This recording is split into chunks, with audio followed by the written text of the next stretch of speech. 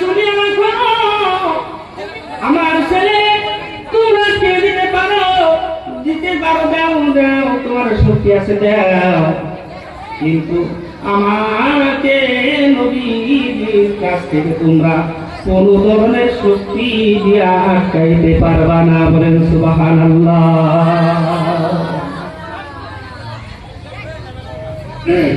আবু সালমার সন্তান তার বংশের গোষ্ঠীরা নিয়ে গেল, বিবিকে নিয়ে গেল, শ্বশুর বাড়ির গোষ্ঠীরা। আবু সালমান চলিয়া গেলেন মদিনাতে, চলিয়া গেলেন। এইদিকে সন্তান মায়ের জন্য কাঁদবে, স্ত্রী শ্বশুর বাড়ির গোষ্ঠীর মধ্যে একা, স্ত্রী কাঁদতেছে সন্তানের জন্য, স্বামীর দুঃখে কান্দাইছে, সন্তান কাঁদতে কাঁদতে হয়রান হয়ে গেছে, আর স্ত্রী স্বামীর জন্য কাঁদতেছে। আবু সালমান গোষ্ঠীর লোকেরা বলল, এই সন্তান যদি মার কাছে দেওয়া না যায়, সন্তান চিতুর পারিয়া না খাইয়া মারা যাবে, মরার সাথে আমার কাছে পাঠিয়ে দাও। মার কাছে পাঠিয়ে দিল। বলতেছিলাম আমার বাবা আমার বোনেরা গো, আমার পরবারের মা বোনেরা, ইসলামটা আমরা এমনি পেয়েছি বলে আমাদের কাছে ইসলামের কোনো দাম নাই। ও বাবা সকল, আমাদের সন্তানের থেকে ইসলাম দূরে সরে যাইতেছে, ইসলাম মানে না, নবীজির আদর্শকে আমরা অনুধাবন করতেছি না। আমার এই আবু সালমান মদিনায় একা গেলেন, অনেক দূর হাতিয়াকে চলে গেলেন, না খাইয়া খাইয়া দাইয়া অনেক দূর চলে গেলেন গো, মদিনায় চলে গেলেন। কিন্তু আবু সালমার স্ত্রী আর আবু সালমার সন্তান তিনজন তিন জায়গায় রইল।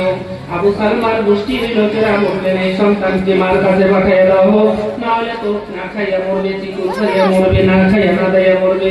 আর আবু সালমার শ্বশুর বাড়ির গোষ্ঠীরা বললেন, আমাদের বংশের মেয়েটা না খাইয়া না দাইয়া মরবে যদি স্বামীর কাছে না দেওয়া যায়, স্বামীর কাছে যদি না পৌঁছায় দেওয়া যায়।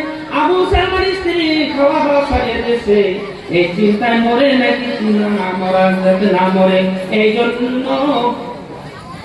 জন্য আবু সালমার শ্বশুর বাড়ির গোষ্ঠীরা মদিনায় একজন মানুষ দিয়ে পাঠাইয়া দিলে, মদিনায় একজন মানুষ দিয়ে পাঠিয়ে দিলেন আবু সালমার স্ত্রীকে আর সন্তানকে।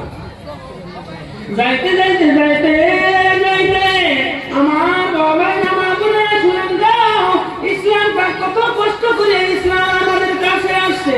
ও আমার মা বোনেরা ভাইরা, আবু সালমার স্ত্রী যখন মদিনায় পৌঁছবে এমতো অবস্থায় শুনে কে জানো মদিনার উড়িয়ে বলিয়ে এলান করে দিতেছে, আজকে সকালবেলায় মক্কা থেকে কিছুদিন আগে আবু সালমান নামের একজন লোক আসছিল, সে আজকে রাতের বেলায় ইন্তেকাল করেছে। এই আওয়াজটা কার কানে গেল? আবু সালমান স্ত্রীর কানে। আবু সালমান স্ত্রী বলল, আরে শিক্ষা আছে কে বলে? আবু সালমান কোন আবু সালমান? না না, আমার আবু সালমান হবে না, এটা আমার আবু সালমান হবে না, আমার স্বামী আবু সালমান, এটা অন্য আবু সালমান হবে। একটা দুটা করে কদম বাড়তেছে আর মানুষের সমাগম বেশি যাইতেছে, যাইতে যাইতে যাইতে যাইতে আবু সালমান লাশের কিনারায় যে দাঁড়িয়ে গেছে, মুখটা দেখে দেখে আবু সালমা তার নিজের স্বামী স্বয়ং মৃত্যু বরণ করিয়া শুয়ে আছে। সে ভাবতেছে না, এখন পর্যন্ত সে ভাবতেছে আমার সাথে অভিমান করতেছে। আবু সালমার স্ত্রী বলতেছে, ও স্বামী অভিমান করবেন না, আমি অনেকদিন পরে আসছি বলে অভিমান করতেছে, ঠাট্টা করতেছে, দন করলে আমাকে দন করতেছে, আমি অনেকদিন পরে আসি, আমি তো ইচ্ছাকৃত ভাবে তো আমি মক্কায় থাকি নাই, আমাকে আটকেছিল, আপনি তো জানেন। স্ত্রী বলতেছে, স্বামীকে বলতেছে, ও স্বামী আপনি তো জানেন আমি ইচ্ছাকৃতভাবে মক্কা নগরীতে থাকি নাই। আপনার সন্তান আপনার গোষ্ঠীর লোকেরা আটকাইছিল, আমাকে আমার গোষ্ঠীর লোকেরা আটকিয়েছিল।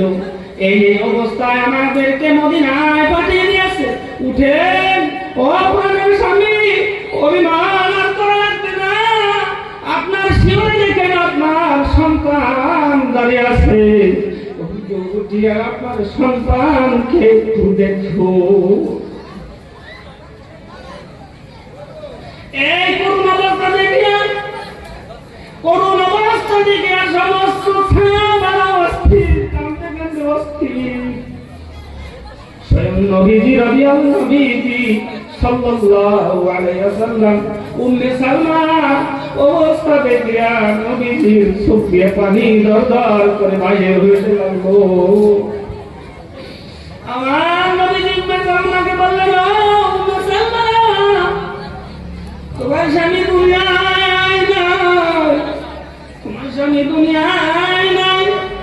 তুমি চিন্তা করো না, তুমি চিন্তা করো না। আমি যদি তোমার অভিভাবক হয়ে যাই তাহলে তোমার চিন্তা আছে নাকি? নবীজি পরবর্তীতে উম্মে সালমাকে বিবাহের প্রস্তাবে তিনি বিবাহ করে নিয়েছিলেন। আমরা কি বলি লা ইলাহা ইল্লাল্লাহ, লা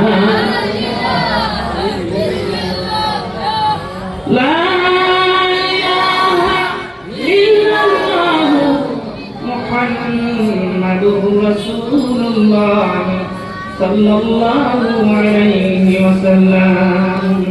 আমার ভাইরা, আমার মা বোনেরা, এই ইসলাম কত কষ্টের ইসলাম।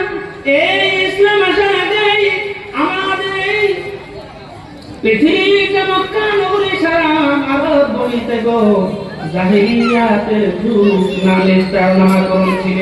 আমরা নবীজি আসার আগে, নবীর জন্মের আগে যে যুগ, সেই যুগটাকে জাহেলিয়াত যুগ, মূর্খের যুগ বলা হয়।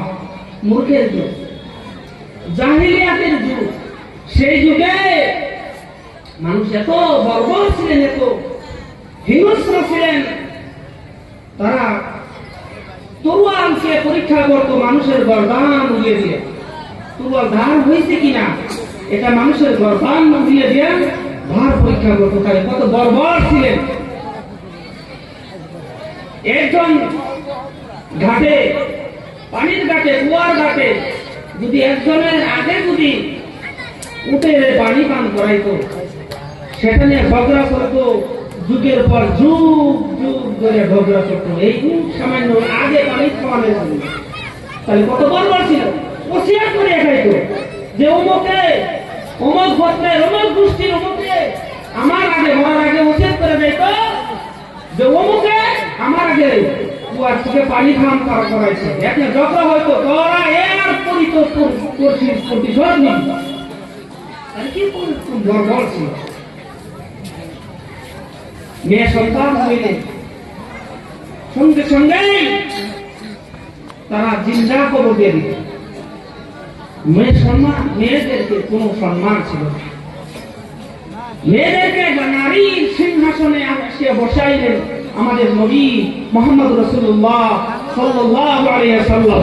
আমাদের মা বোনদেরকে রানীর সিংহাসনে বসাইয়া আসন দিলেন। জান্নাতটা আমাদের মা পায়ে তলে দিয়ে দিলেন, বলেন সুবহানাল্লাহ। এত সম্মান দিলেন যে জান্নাতটা মেয়েদের পায়ের নিচে দিয়ে দিলেন। আল জান্নাতু তাহতা আকদামিল উম্মাহাত।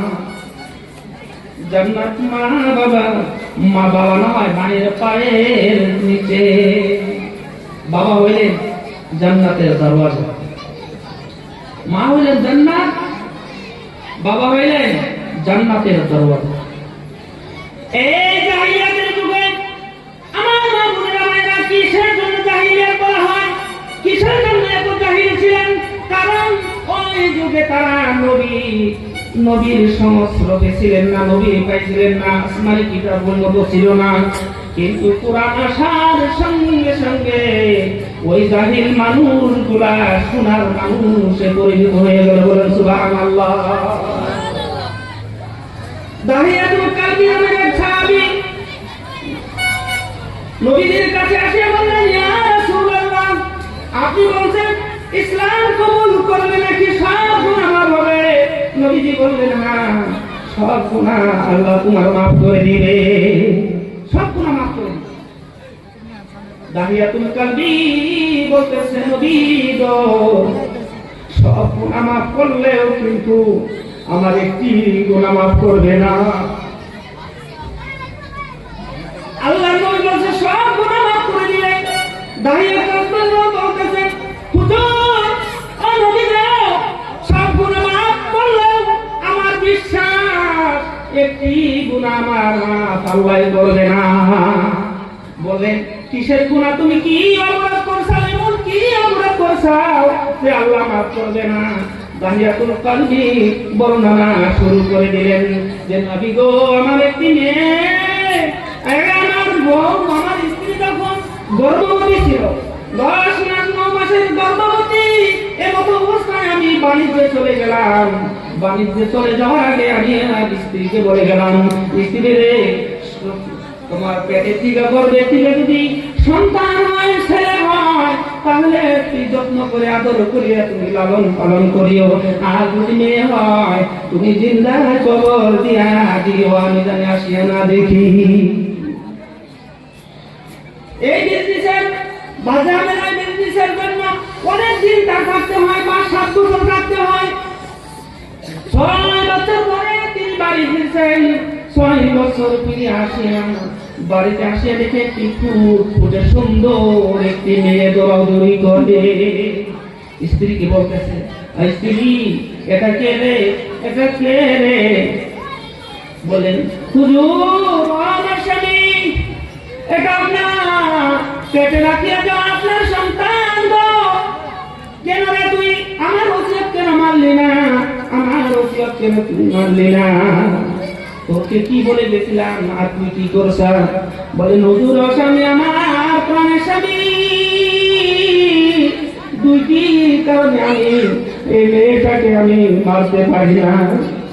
1 নম্বর কারণ হইল গো, এই মেয়েটাকে 10 মাস পেটে আমি ধারণ করেছি। পৃথিবীর কোন মা সন্তান নিন্দা মারতে পারে না।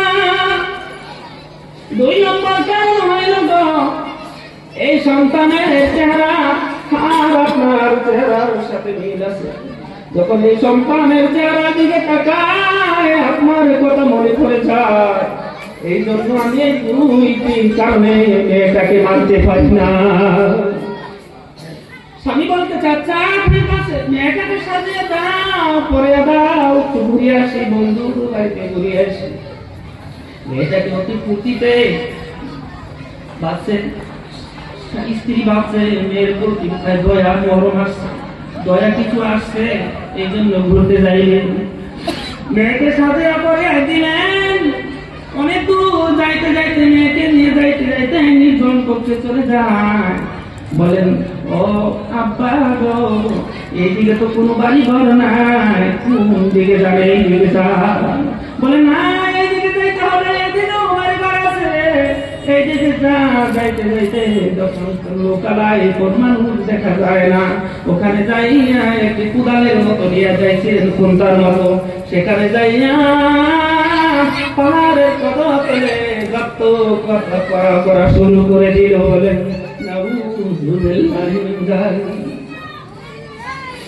ওই দাহিয়াতুল কালবি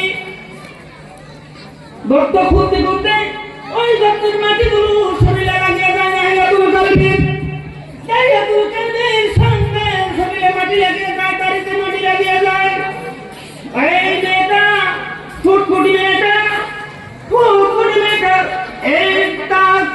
এই মাটিগুলো সরিয়ে দেয়, সাফা করে দেয়। বলে, বাবা গো, এখানে কেন গাথা করেন গো? আপনি না ঘামিয়ে যাইতেছেন। মেয়ে মানুষ কিন্তু বাবাকে অতি আদর যত্ন করে। বলেন সুবহানাল্লাহ।